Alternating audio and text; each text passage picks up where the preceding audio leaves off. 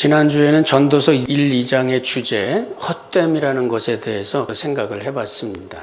오늘은 3장 전반부에 시간이라는 것, 또 때라고 하는 것에 대해서 생각을 해보고 우리들의 삶에 말씀이 주는 유익을 한번 찾아보려고 합니다. 영어 단어 중에 파우시안이라는 말이 있는데 그 말은 괴테의 소설 파우스트에서 나온 말입니다. 그 말의 뜻은 좀 야심이 있는 그런 사람들이 한정된 어떤 기간 동안에 세상과 조금 타협하는 겁니다. 그러니까 정의보다는 권력과 성공을 위해서 도덕적인 청렴성을 약간 유보하는 그런 스타일의 삶을 가리켜서 파우시안 이렇게 우리가 이야기를 하는데, 파우스트의 줄거리를 잠깐 말씀드리면 아주 박식한 학자입니다. 파우스트가 자기가 갖고 있는 그 연구한 어떤 아주 탁월한 그 지식, 굉장히 높은 지식임에도 불구하고 그것에 만족을 못해요. 더 뭔가 있지 않을까, 그렇게 생각을 하다가 악마와 약속을 합니다. 그래서 악마가 파우스트에게 굉장히 오묘한 깊은 지식을 전달을 해주는데, 그 대신에 파우스트는 악마의 계략 속에서 점점 술과 여자, 타락 일로에 걸으면서 점점 그 영혼은 핍절해지는 대신에 악마가 주는 그 베네핏을 받으면서 아주 깊은 지식들을 얻고, 그러면서 이제 지식적인 발전을 거듭하게 됩니다. 그렇지만 이제 종말에 가서는 그 영혼을 다 팔아먹게 되고 지옥으로 떨어지게 되는 줄거리를 갖고 있습니다. 우리에게 주어지는 어떤 시간들, 또 인생이라는 긴 시간들, 이 시간의 어마운트의 시간들은 어떻게 보면 객관적인 것입니다. 중립적인 것이고 그것 자체가 선도 아니고 악도 아닙니다. 그런데 그것을 우리가 어떻게 사용하느냐에 따라서 우리 자신의 인격이 망가지기도 하고 좀 더 선한 모습으로 바뀌어 가기도 합니다.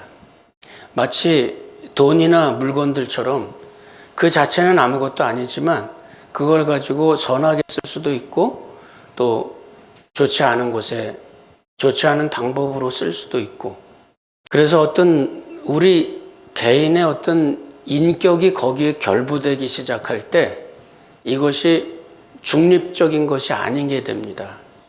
그래서 나의 인격이 결부되어서 악하게 쓰면 악한 게 되고 선하게 쓰면 선한 게 되고 이렇게 됩니다.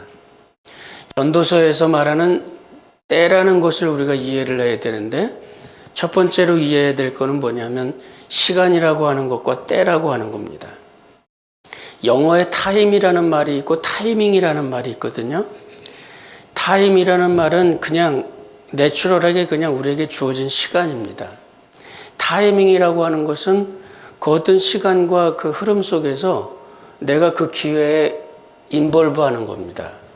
그래서 적당하게 오고 가는 그 어떤 시간에 내가 정확한 시간에 인볼브해서 기회를 잡거나, 그것을 잘 못하면 기회를 놓치거나 이렇게 됩니다. 그래서 타임이라는 말과 타이밍이라는 말, 시간이라는 말과 때라는 말이 그와 비슷합니다. 시간이라고 하는 것은 우리 인생에 예를 들어서 100년이라는 시간이 주어졌다.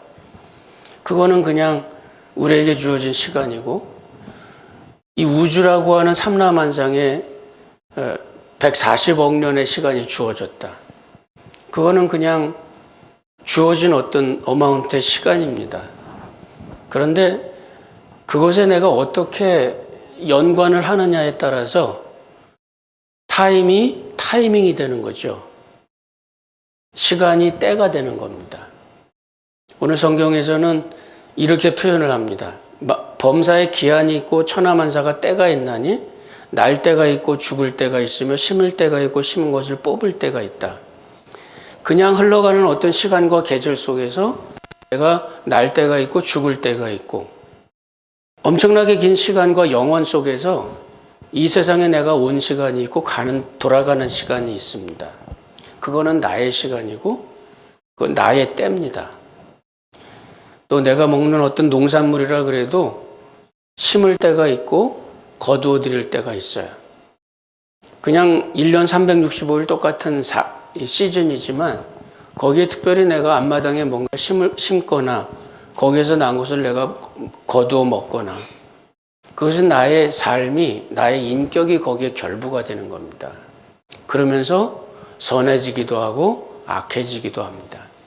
때와 시간이라고 하는 것, 거기에 그냥 산처럼 우뚝 서 있는 시간, 나의 인생에 그냥 강물처럼 흘러가고 있는 그 어떤 시간에 내가 거기에 어떻게 연관하느냐에 따라서 그 거대한 시간이라고 하는 것이 나하고 관계를 하게 됩니다. 그냥 우뚝 서 있는 산이지만 내가 열심히 땀을 흘리고 산 꼭대기까지 올라가면 거기에서 우리는 또 다른 넓은 세계, 또 다른 경치를 보게 됩니다. 감동도 하게 되고 힘도 들지만 감격도 합니다.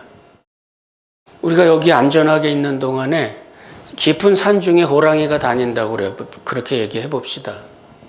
그 깊은 산 속에 다니는 호랑이하고 나하고 무슨 관계가 있겠어요? 아무런 관계가 없죠. 근데 산기슭을 놀러 갔는데 거기에 굶주리고 성난 호랑이가 딱 내 앞에 굉장히 다른 의미가 되는 겁니다. 죽을 수도 있고 내가 거기서 어려움을 겪을 수도 있습니다. 그 어떤 시간 속에서 내가 거기에 연관하게 되면 주어진 시간을 악마에게 팔고 핍절한 인격 속에서 악을 저지르면서 살다가 그 베네핏으로 이 땅을 살아가다가 지옥으로 떨어지는 파우스트처럼 나에게 주어진 어떤 것을 내가 악하게 썼을 때 영원한 지옥이라는 그것과 연관하게 되고 내가 거듭나서 하나님의 생명을 경험하게 됐을 때는 영생과 하늘, 천국이라고 하는 엄청난 세계와 우리가 연관을 하게 됩니다. 그러니까 이렇게 됐을 때 어떤 주제가 나오냐면 순간이 지속성을 갖는다는 뜻을 갖습니다. 순간적으로 내가 예수를 믿지만 영혼에 접속하고 순간적으로 내가 악한 판단을 하고 뭔가 악한 일을 저지르면서 살아갈 때 우리는 영원한 지옥에 연관을 하게 되고 우리들의 삶을 어떻게 선택하고 어떻게 살아가느냐에 따라서 우리들의 모습이 그렇게 됩니다. 순간이지만 지속성을 갖는다고 하는 거죠. 그러니까 이 생활 속에서 우리는 똑같은 숙제들을 풀어나가야 됩니다. 때로는 우리가 죽음을 두려워하고 영생의 세계를 의심을 하게 되고 때로는 그것 때문에 이 세상 속에서 헌신도 하고 좌절도 합니다. 그러면 어떻게 우리가 이 땅을 살아갈 것인가? 지금 나에게 주어진 이 한순간이 그냥 이것으로 끝난다면 우리는 아무렇게나 살아도 됩니다. 아무렇게나 해도 됩니다. 혹시 이거를 잘못 받아들여서 내가 그냥 아무렇게나 막 살고 죄를 있는 대로 짓고 그냥 아무렇게나 원하는 대로 하다가 죽기 직전에 예수 믿고 천국 가면 되지. 그게 잘 안 돼요. 그게 논리적으로 잘 되는 일이 아닙니다.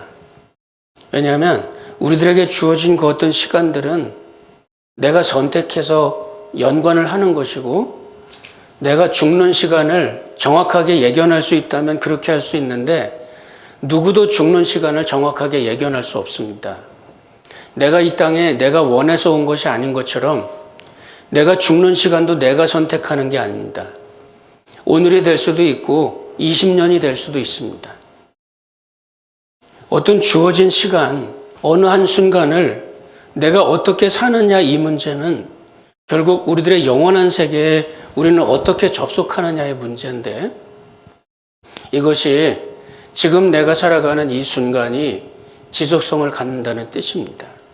예수를 믿는 사람들에게는 오늘 예배드리는 이 순간이 일주일에 한 번 모여서 예배드리는 시간이지만 이 순간이 지속성을 갖습니다. 이 순간 나의 마음 자세와 이 순간 나의 영성과 이 순간 내가 하나님께로부터 받는 감동과 은혜 이것이 지속성을 갖습니다. 예배를 24시간 일주일 7일 동안 예배를 드려야만 예배 드리는 게 아니라 이 시간에 드리는 이 예배가 우리들의 삶 전반에 영향을 주고 지속성을 갖습니다. 내가 예수를 믿는다. 내가 죽어서 주님 앞에 간다.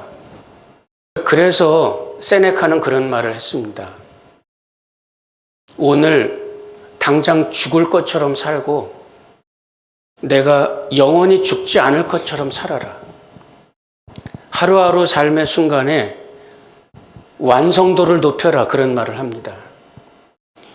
오늘 이게 아니면 저거, 내일 하면 되지, 오늘 못한 거 내일이면 되지, 이런 게 아니고 오늘 지금 이 순간이 나의 영혼과 잇대어 있다는 생각을 갖고 오늘 그리스도인으로서 나의 삶의 완성도를 우리가 높여가야 됩니다.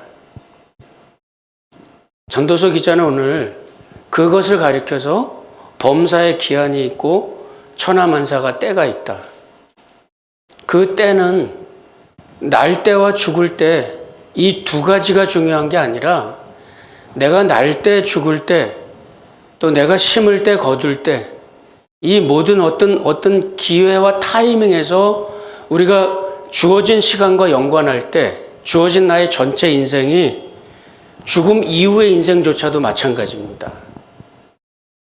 내가 오늘 이 순간 내가 어떤 모습으로 어떻게 살 것인가? 죽음이 오지 않을 것처럼 살 수도 있고 내일 당장 죽는다는 마음을 갖고 살 수도 있습니다.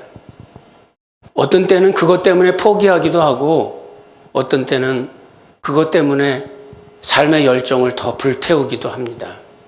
예수를 믿는 사람들은 이거 하나를 꼭 기억하고 가셔야 됩니다. 내가 오늘 주님 앞에 간다. 나에게 더 이상의 기회가 없고 더 이상의 시간이 없다. 이런 마음으로 오늘 우리가 주님 앞에 예배드리고 그리고 내가 영원히 이 땅에 있을 것처럼 죽지 않을 것처럼 그런 마음을 가지고 우리가 오늘의 주어진 시간을 그렇게 감당을 하는 겁니다. 그렇게 하면 죽음이라는 것에 또는 종말이라고 하는 것에 우리는 무심해질 수 있습니다. 프랑스 철학가 몽테뉴가 크리스찬은 아니에요. 그분이 했던 말이 기억나는 말이 하나 있는데 나는 신을 믿지 않지만 신이 그립다. 그런 말을 했어요. 그러면서 죽음에 대해서 그가 말하기를 죽음에 대해서 난 무심하고 싶다.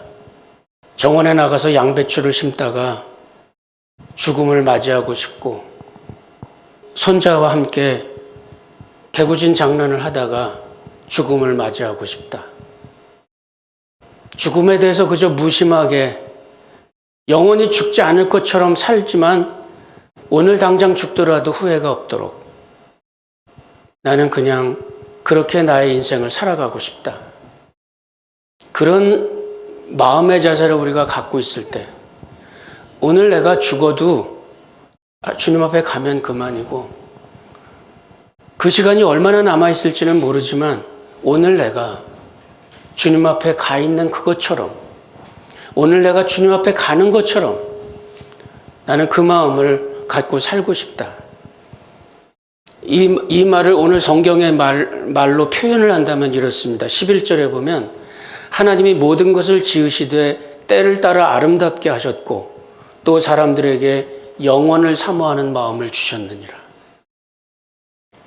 하나님이 모든 것을 지으시되 때를 따라 아름답게 하셨고 우리에게 주어진 모든 타이밍이 하나님께서 원래 갖고 계신 의도대로 보면 행복하고 기쁘게 의미 있게 풍성하게 그렇게 살으라고 하는 겁니다. 오늘 내가 죽어서 천국 가야지, 내가 죽어서 뭔가 영원한 세계에 들어가야지, 천국이라고 하는 것을 담보하기 위해서 여기서 가정도 내팽개치고 재산도 내팽개치고 자기의 모든 퍼스널한 모든 것들을 다 내팽개치고 살자는 그런 종말론적인 시한부 종말론주의자들의 그런 모습도 아니고, 이 세상이 영원한 것처럼, 죽지 않을 것처럼, 이 세상이 최고인 것처럼, 영원이라는 것이 없는 것처럼 그렇게 무신론적인 삶을 살라는 것도 아니고, 오늘 내가 천국과 연관이 있는 것처럼, 이것이 지속성입니다. 오늘 내가 이 순간에 내가 당장 죽더라도 그냥 초연한 마음으로 주님 앞에 즐거운 마음으로 갈 수 있도록, 그런 마음을 가지고 우리들의 삶을 살아가는 겁니다. 그러면서 나에게 주어진 시간 가능한 한 행복하고 기쁘게 사랑하면서 가족들을 사랑해주고 주변 이웃들, 친구들을 풍성하게 만들어주고, 나이가 어느 정도 들어가면서부터 우리는 자꾸 과거에 집착하면서 사는 경향들을 보일 때가 많습니다. 과거라고 하는 것, 지나간 시간이라고 하는 것, 그거는 먼지 쌓인 창고가 아닙니다. 우리가 어떻게 하느냐에 따라서 아주 값비싼 목걸이가 될 수도 있고, 서류 뭉치가 잔뜩 들어있는 먼지 쌓인 서류함이 될 수도 있습니다. 지나온 모든 추억들이 우리들에게 아주 귀한 의미를 가져다 줄 수도 있고, 때로는 정말 톡톡 튀는 우리들의 삶을 그렇게 찬란하게 만들어주는 그런 것이 될 수도 있고, 과거에 푹 파묻혀가지고 거기서 헤어나오지 못하는 그런 우리들의 모습을 마치 박물관의 수호자처럼 그렇게 만들어줄 수도 있고, 그러지 않을 수도 있습니다. 그러지 않을 수 있는 한 가지 방법은 우리들을 늘 리프레시하고 영원한 세계에 늘 관계를 갖고 우리들의 삶을 살아가는 겁니다. 이것을 예수님은 복음 사역을 시작하면서 첫 번째 하셨던 첫 번째 마디가 회개하라 천국이 가까웠느니라, 이런 말씀하시거든요. 이 회개라는 말이 돌아서라는 뜻이에요. 돌아서라는 뜻은 리프레시하라는 겁니다. 내가 그동안 걸어왔던 이 모든 시간들 여기에 그냥 묶여있지 말고 리프레시하고 돌아서라는 건데, 어떻게 돌아서죠? 우리들에게 지나왔던 많은 시간들, 제가 최근에 읽은 어떤 책에서 그런 말을 들었어요. 어린아이에게서 배워라. 어떻게 어린아이에게서 배우나? 어린아이에게서 정보를 배우는 게 아니라 어린아이의 태도를 배우는 겁니다. 어린아이들은 모든 게 신기하고 모든 게 즐겁습니다. 어른들은 나이가 들면서 점점, 저도 마찬가지입니다. 나이가 들어가면서 나이 세계에 갇히게 되는데, 어떤 책에서 그렇게 얘기하더라고요. 나이가 들어가면서 우리가 내가 그렇게 고집해 오면서 살았던 것이 진실이 아님에도 불구하고 반복하고 반복하다 보니까 그게 나에게는 아주 정직하게 행하는 거짓된 행위가 된다는 겁니다. 쉽게 말씀드리면, 내가 그동안 해왔던 습관이 잘못된 것이 돼 있는 것임에도 불구하고 리프레시하고 돌아서지 않으면, 그러면 우리가 거짓말쟁이로 산다는 거예요. 거짓말쟁이로 사는데 나 스스로는 최고의 진실된 생각을 갖고 사는 거예요. 거짓을 말하면서도 나는 이게 진리라고 외친다는 겁니다. 이게 나이가 들어가면서 우리가 겪는 리플리 증후군. 내가 거짓말을 하도 하다 보니까 그게 나에겐 진실이 됐어요.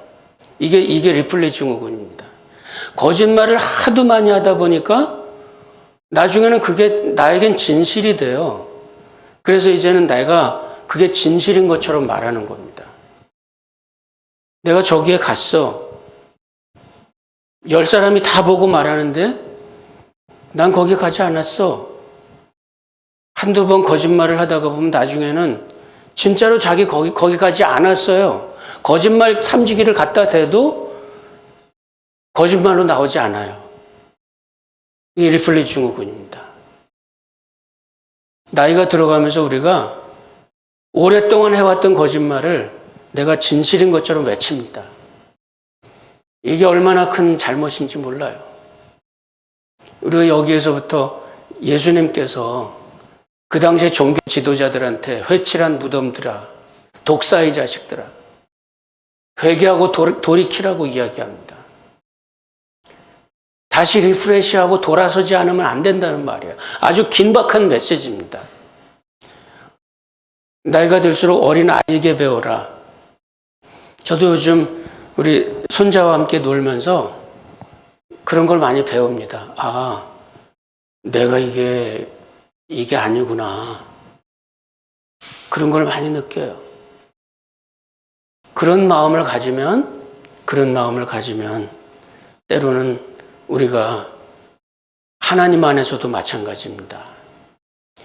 예수를 믿고 나서 어느 정도 연륜이 쌓이고 나서 우리는 그 속에 갇힐 수 있습니다. 그러지 않도록 우리 자신을 스스로 노력하고 탐구의 포커스와 탐구의 방법들을 바꿔야 됩니다. 이제 정확하게 2년이에요. 2년 전 3월 첫 주에 우리가 온라인 예배를 시작했어요. 이 시간이 우리 스스로를 돌아보고 리프레시할 수 있는 아주 좋은 기회였습니다. 나쁜 면도 있고 교회가 약해진 면도 있지만 성도들에게 좋은 기회였다고 저는 생각합니다. 우리 스스로를 다시 돌아보고 이제 리프레시를 해야 됩니다. 때를 만들어야 됩니다. 그동안 남들이 만들어 놓은 엄청난 시간들, 나하고는 관계가 없는 것들, 이런 게 아니라 그 수천 년의 교회의 역사에 담긴 그 은혜의 보고들, 이것이 오늘날의 나에게 깊은 은혜가 되게 하기 위해서는 오늘 이 전도자의 삶의 자세가 필요해요. 하나님이 때를 따라 아름답게 하셨고 영원을 사모하는 마음을 주셨느니라. 영원을 사모하는 마음을 가지고 우리가 우리들의 삶의 순간들을 하나님 안에서 우리가 새롭게 다시 만들어보자. 다시 한번 해보자. 우리가 이런 자세를 가지고 하나님을 추구해 나가려고 그럴 때 우리는 만날 겁니다. 영원을 사모하는 마음을 주셨느니라. 여러분, 자신을 너무 들볶지 마세요. 조금 자유롭게 하세요. 때를 따라 아름답게 하셨습니다. 나를 들볶지 말고, 경건의 이름으로 나를 들볶지 말고, 하나님 안에서 있는 자유와 그 하나님 안에서 있는 그 깊은 깨달음이 무엇인지 에스겔 선지자의 환상처럼 내가 하나님의 내가에 들어갔더니 처음에는 발목에 차고 무릎에 차고 허리에 차고 그 다음에는 헤엄할 강물에 이르렀더라. 제가 정말 바라옵기는 하나님의 때가 우리들의 삶의 순간순간에 계속 찾아오고 있어요. 우리들의 인생에 어느 순간 그것이 탁 트리거 됐을 때 그때 우리는 눈물을 흘리고 그때 우리는 하나님을 경험하고 그때 우리는 하나님의 은혜를 깊이 깨닫게 됩니다. 우리가 그것에 눈을 떠야 됩니다. 그냥 아무렇게나 흘러가는 시간들, 우리를 향해서 늘 찰나에 늘 우리들의 삶에 잇대고 계시는 신령과 진정으로 예배하는 자를 찾으시는 그 하나님께서 우리의 매 순간에 함께하고 계시는데 우리는 그 하나님께 순간을 만들지 못하고 순간적으로 하나님 앞에 나가는 하나님의 은혜를 경험하고 그 앞에 감동하고 눈물을 흘리는 이런 것이 우리들에게 필요해요. 이 문이 열리면 하나님 안에서 깊은 자유가 옵니다. 이 순간 주님 앞에 가도 그만, 여기 있어도 그만.